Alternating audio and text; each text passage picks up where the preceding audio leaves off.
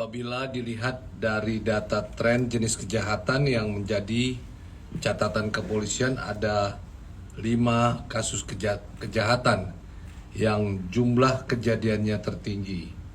Antara lain, pencurian dengan pemberatan atau curat sebanyak 185 kasus.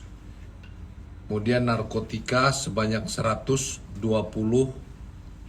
kasus. Kemudian curanmor sebanyak 67 kasus. Kemudian judi sebanyak 8 kasus. Dan yang kelima, pencurian dengan kekerasan atau curas sebanyak 21 kasus.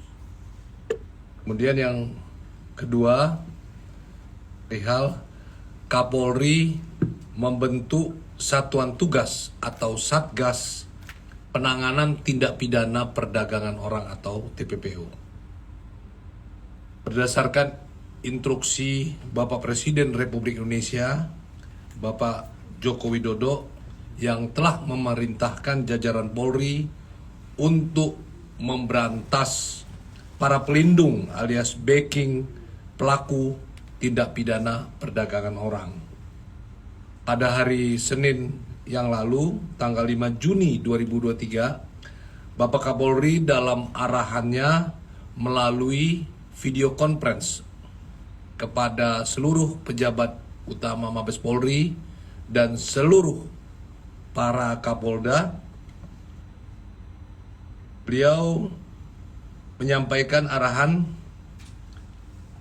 bahwa Polri membentuk Satgas Tindak Pidana Perdagangan Orang atau Satgas TPPO yang dipimpin atau diketuai Wakabareskrim Bapak Irjen Pol Asep Edi Suheri SIK MSI dan wakilnya Bapak Kakor Bimas Baharkam Polri Bapak Irjen Pol Hari Sudwiyanto SIK MSI, yang mana tugas dari Satgas TPPO ini adalah memetakan dan menindak dengan tegas praktek-praktek tindak pidana perdagangan orang di seluruh Indonesia.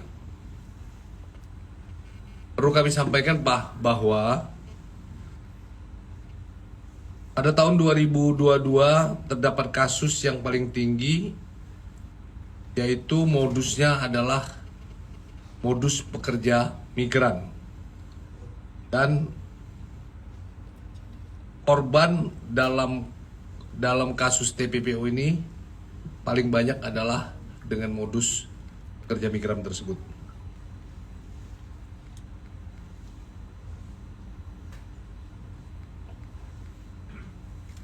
Kalau dilihat dari data dari tahun 2020 sampai 2023, penanganan kasus oleh Polri ada sekitar 500 lebih ya, dengan tersangka juga sekitar 500 orang ya, dan telah diproses hukum oleh jajaran baik Bareskrim maupun jajaran di kewilayahan.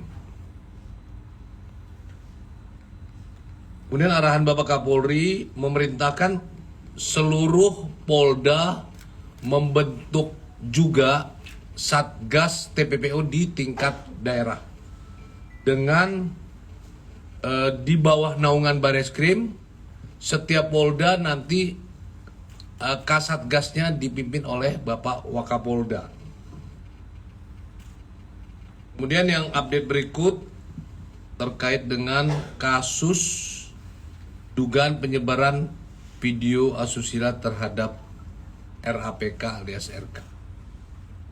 Ini berdasarkan laporan polisi nomor LPB /113 /5 Romawi 2023 SPKT Bareskrim Polri, yang mana telah kami sampaikan pada rilis sebelumnya. Kasus ini dilaporkan melalui kuasa hukum dari saudari RAPK alias RK atas nama JN yang melaporkan pemilik akun Twitter Dedek Gemes @Dedek Sugeng atas dugaan tindak pidana dengan sengaja dan tanpa hak mendistribusikan dan atau mentransmisikan dan atau membuat dapat diaksesnya informasi elektronik dan atau dokumen elektronik yang memiliki muatan kesusilaan. Kami sampaikan bahwa laporan polisi RAPK alias RK saat ini sudah diterima dan LP tersebut sudah diterima oleh Direktorat Siber Bareskrim Polri. Saat ini LP tersebut masih dipelajari oleh penyidik dan selanjutnya penyidik akan meminta keterangan kepada pelapor dan juga korban. Kemudian yang berikut, keempat, update terkait saudara EA. Ya. Ini berdasarkan laporan polisi nomor LP _5 Romawi 90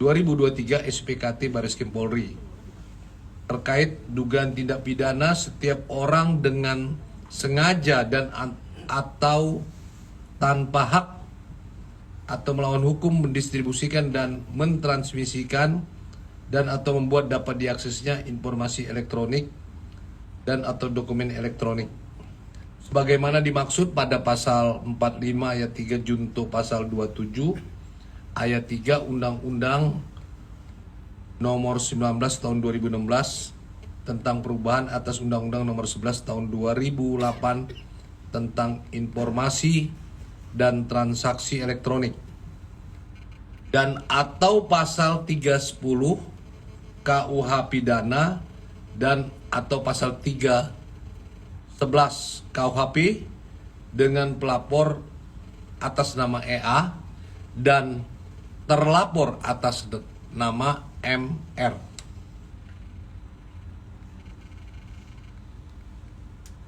Penyidik telah membuat surat perintah lidik dengan nomor SP lidik _407 _5 Romawi res _dit tipit siber. Kemudian penyidik juga telah membuat sprint gas dan telah membuat undangan interview untuk memintai keterangan pada hari Selasa kemarin. Ya. Jadi suratnya dibuat pada tanggal 1 Juni